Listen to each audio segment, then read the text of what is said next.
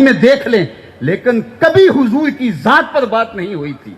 اول من انکر التوسل والاستغاثہ والنداء ہوا ابن تیمیہ.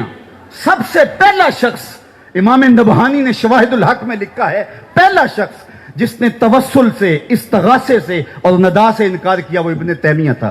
اس سے قبل امت میں اسلام کا فتنہ موجود نہیں تھا، اس لیے کہ لوگ حضور کی چوکھٹ پہ حاضر ہوا کرتے تھے اور حضور کو نجات دہندہ سمجھتے تھے. جب ضرورت باقی نہ رہے گی تو چوکھٹ پہ کیوں کوئی حاضر ہوگا؟ تو استغاثہ اور توسل کا انکار کر دیا اور یہ پہلا فتنہ نمودار ہوا. اور پھر اس کے بعد ذات رسالت مآب صلی اللہ علیہ وسلم پر بھی بات شروع ہو گئی اور نتیجہ یہاں تک پہنچا. آج ہم جس عہد نافرجام میں جی رہے ہیں، کیا یہ دن بھی ہمیں دیکھنے نصیب ہونے تھے؟ یہ دن بھی ہماری قسمت میں تھے کہ ہمارے پیغمبر کے خاکے تراشے جائیں؟ یہ گھڑیاں بھی ہمارے مقدر میں لکھی ہوئی تھیں، یہ لمحے بھی آنے تھے. ماضی میں ایسا کبھی نہیں ہوا تھا، اس لیے کہ امت حضور کے ساتھ جڑے تو امت بنتی ہے. اگر آپ مجھے پوچھیں کہ دین کا خلاصہ کیا ہے اور دو لفظوں میں خلاصہ بیان کرو تو میں اقبال کا لہجہ ادھار لوں گا. اقبال نے کہا تھا، دین سراپا سوختن اندر طلب، دین سراپا سوختن اندر طلب، انتہائش عشق آغازش ادب. طلب محبوب میں تڑپنے کا نام دین ہے. جو ادب سے شروع ہوتا ہے عشق پہ ختم ہو جاتا ہے، اور جو دین ادب سے شروع ہو کے عشق پہ ختم نہیں ہوتا وہ دین ہی نہیں ہے. عشق ہی ابتدائے ذات، عشق ہی انتہائے ذات. عشق نہ ہو تو شرح و دین بت کدا تصورات، کچھ باقی نہیں بچتا. تو ذات رسالت مآب صلی اللہ علیہ وسلم سے دور کرنے کی بدکاری کی گئی. اور جن لوگوں نے امت کے مرض کی تشخیص کی، ابھی ایک لفظ یہاں بولا جا رہا تھا نباز اثر، تو اثر کی نبض پہ حضور ضیاء الامت نے ہاتھ رکھا اور مصنف کتب کثیرہ بننے کی بجائے ایک قرآن پہ کام کیا اور دوسرا کام انہوں نے حضور کی سیرت پہ کیا، تاکہ یہ زمانہ میرے رسول کی زلفوں کا اسیر ہو جائے. حضور کی غلامی اس کے رگ و ریشہ میں جب محو نفوذ ہو جائے گی، چونکہ محبت انسانوں کو، امت کو باہم جوڑتی ہے. یہاں میں ایک جملہ اور رک کے کہوں گا، دنیا کی جتنے بھی محبتیں ہیں یہ رقیب پیدا کرتی ہیں. ایک کے دو چاہنے والے آپس میں رقیب ہوتے ہیں، یہ میرا محبوب ہے تم نے کیوں دیکھا.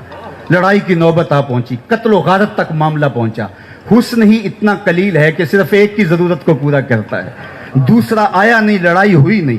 یہ دنیا کی محبتیں رقیب پیدا کرتی ہیں.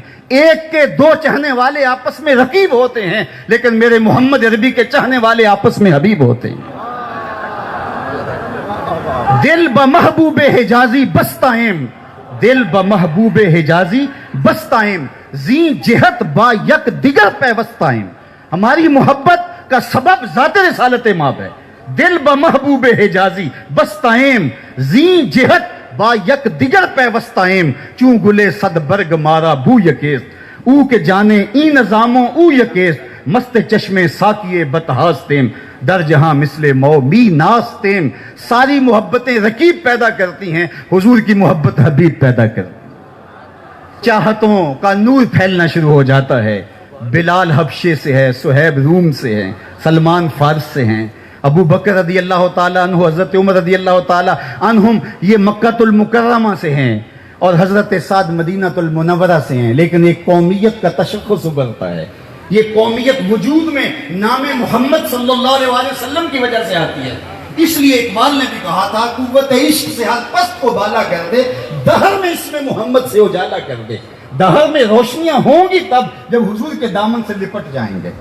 تو کہا کہ دی سراپا سوختن اندر طلب، اللہ اکبر، انتہائش عشق آغازش ادب. تو جب یہ بدکاری کی گئی کہ حضور کی ذات سے لوگوں کو الگ کر دیا جائے اور پھر اس کا نتیجہ فرقہ بندی ہوگی، اور حضور کی ذات پر، حضور علیہ السلام کے حوالے سے جب اوہام پیدا کیے جائیں گے، حضور کے حوالے سے جب عقیدوں میں تزلزل پیدا کیا جائے گا، پھر نتیجہ یہی ہوگا کہ وہ وارفتگی، وہ محبت، وہ شوق فراواں موجود نہیں رہے گا، اور جس کے نتیجے کے اندر امت کمزور ہو جائے گی اور ان کو بے یقینی کا مرض لاحق ہو جائے گا، جس کو اقبال نے کہا تھا، سن ہے تہذیب حاضر کے غلام، غلامی سے بدتر ہے بے یقینی.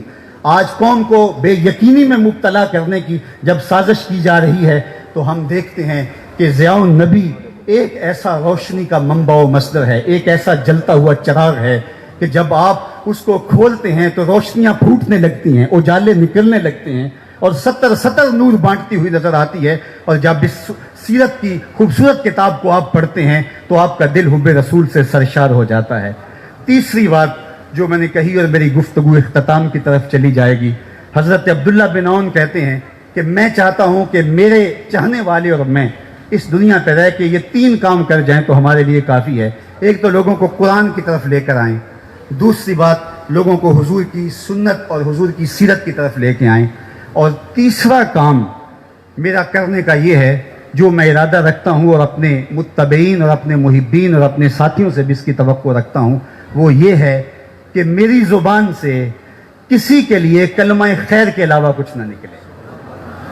آج ہماری تقریریں, آج ہماری تحریریں, آج ہماری تدریس تشتت و افتراق کے بیج بونے لگے, اور امت پہلے ہی ٹکڑے ٹکڑے اور فرقہ فرقہ ہو, اور پھر ہم نئی فرقہ بندی کی بنیاد فراہم کر رہے ہوں, اور اس طرح سے ہم ایک دوسرے پر تان و تشنیع کے تیر برسا رہے ہوں. تو اس ماحول کے اندر ہم دیکھتے ہیں ضیاء النبی ہو یا ضیاء القرآن ہو یا سنت خیر الانام ہو, یہاں کس درد مندی کے ساتھ لوگوں کو حضور کی دہلیز پہ لانے کی کوشش کی جا رہی ہے.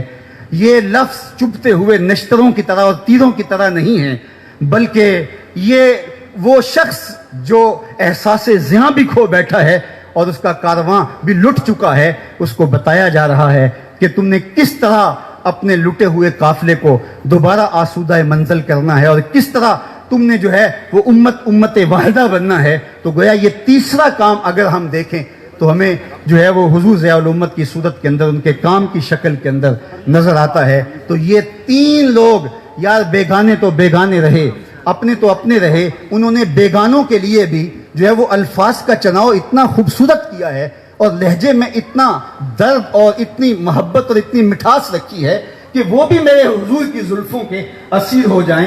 ان کے لیے بھی چبن اور ان کے لیے بھی تانوں کے انداز سے بلایا نہیں گیا ہے, بلکہ اسلام کا جو طریق حکمت ہے وَجَادِلْهُمْ بِالَّتِي هِيَ أَحْسَنُ, اس کی عملی تصویر پیش کی ہے. کس کو پتھر مارے ناصر کون پر آیا ہے, دل کے شیش محل میں ایک ایک چہرہ اپنا لگتا ہے. اور آج ہم دیکھتے ہیں کہ پوری دنیا کا کوئی بھی مکتبہ ہو جہاں اردو سمجھی یا بولی جاتی ہے, چاہے کوئی جیسے بھی جو ہے وہ مزاج رکھتا ہو, وہاں ضیاء القرآن اور ضیاء النبی ضرور موجود ہوگی. یہ سچائی مانی نہیں جاتی, سچائی اپنا آپ منوا لیتی ہے. اور آج کی اس تقریب رحمت کی وساطت سے میں اللہ کی بارگاہ میں آپ سارے لوگوں کی آمین کے ساتھ دعا کرتا ہوں کہ اللہ تعالیٰ جل شانہ حضور ضیاء الامت کے درجے مزید بلند فرمائے, اور ان کے مشن کو, ان کی فکر کو مزید فروغ عطا فرمائے.